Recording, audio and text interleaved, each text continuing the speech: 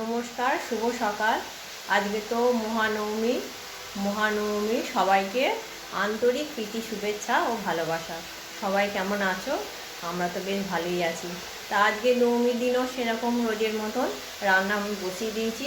তা আজকে তো সবার ঘরেই একটু মাংস মাছ ভালো মন্দ খাওয়া দাওয়া হবে। তা আজকে আমাদের কী কী রান্না হচ্ছে তা তোমাদের সেটা একবার দেখিয়ে দিই। এই যে এখানে আজকে পুঁই পলতা খেতে হয়। আজকে এই যে পুঁই শাকের চচ্চড়ি করছি, সব সবজি দিয়ে বেগুন, মূলো, কুমড়ো, আলু সব দিয়ে চচ্চড়ি করছি, একটু কষে নিচ্ছি। আর এই যে পলতা শাক, এটা বেসন দিয়ে বড়া করব। আলু আর পেঁপে কেটে নিয়েছি, এইগুলো মাংসর জন্য।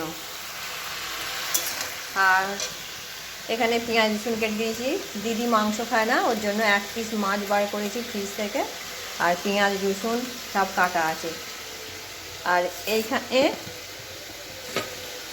তেল আর হলুদ মাখিয়ে রেখেছি। এইটা চিকেন আছে অল্প করে। আর এইখানে আছে মটন। এইসব আমাদের আজকে মেনু। আজকে 2 রকমের মাংস মাছ সব করে জমিয়ে খাওয়া দাওয়া হবে। তা তোমরা প্রথম থেকে শেষ পর্যন্ত দেখতে থাকো, আশা করি তোমাদের ভালো লাগবে। আর এখানে টকটা হয়ে গেছে, তেঁতুলের টক। আজকে কাঁচা তেঁতুলের টক খেতে হয়। কাঁচা তেঁতুলের টকটা আমার হয়ে গেছে। এই যে পুঁই শাকটা বসিয়ে দিয়েছি, সেদ্ধ হয়েই গেছে। আলু আর একটু ঝোলটা মরুক, তারপর নামিয়ে নেবো। এই যে এখানে মাংসর আলুগুলো একটু ভেজে নিচ্ছি, আর একটু চিনি দিয়ে দিই তেলটাতে। আলুটা যাতে লাল লাল করে ভাজা যাবে। চিনি দিলে রঙটা ভালো আসে, ওই জন্য একটু চিনি দিলাম।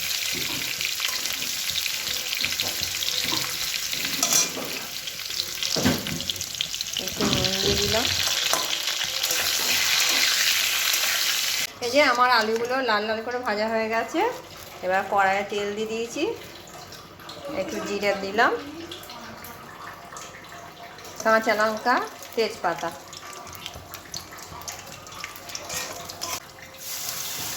রসুনটা দিয়ে দিলাম একটু। এবার পেঁয়াজগুলো দিয়ে দেবো আস্তে আস্তে।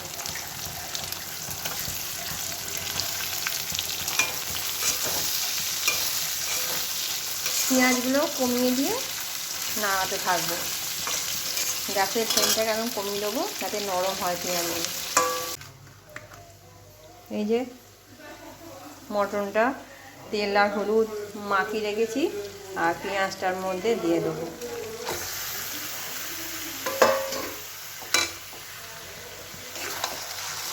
এবার ভালো করে কমিয়ে কমিয়ে কষতে থাকবো।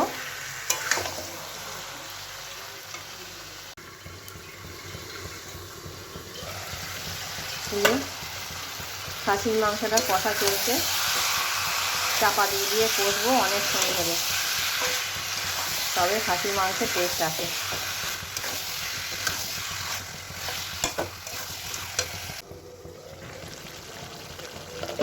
চাপা দিয়ে দিয়ে কষা চলছে মটনটা। একটুও জল দিইনি এখনো পর্যন্ত। এই যে এত জল বেরিয়েছে, কমিয়ে কমিয়ে কষতে কষতে এত জল বেরিয়েছে। আবার আমি ঢাকা দিয়ে দেবো যাতে এইভাবেই সেদ্ধ হয়ে যায়।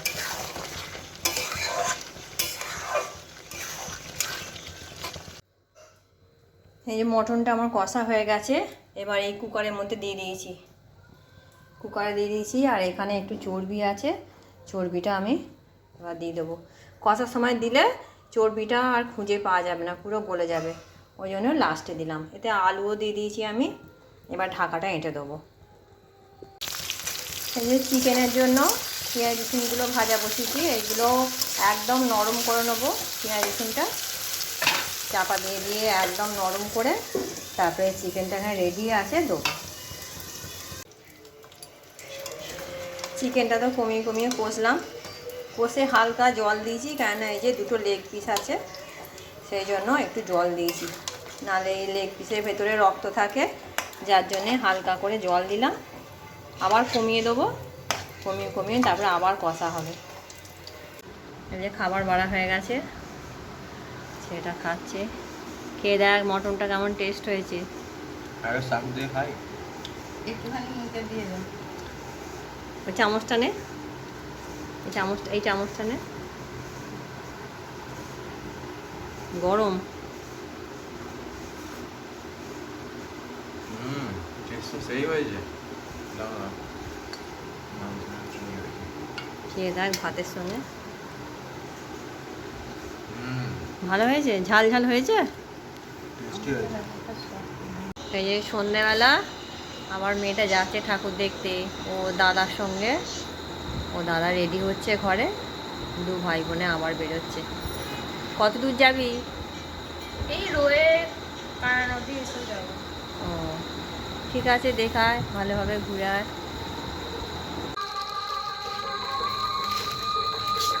এই যে যাচ্ছে, দু ভাই বোনে বেরোচ্ছে। সাবধানে যাবি সব, হ্যাঁ।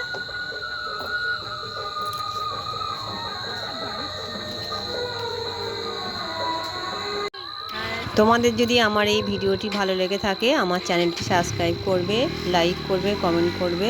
দেখা হচ্ছে পরের একটি ভিডিও। আজকের মতন টাটা।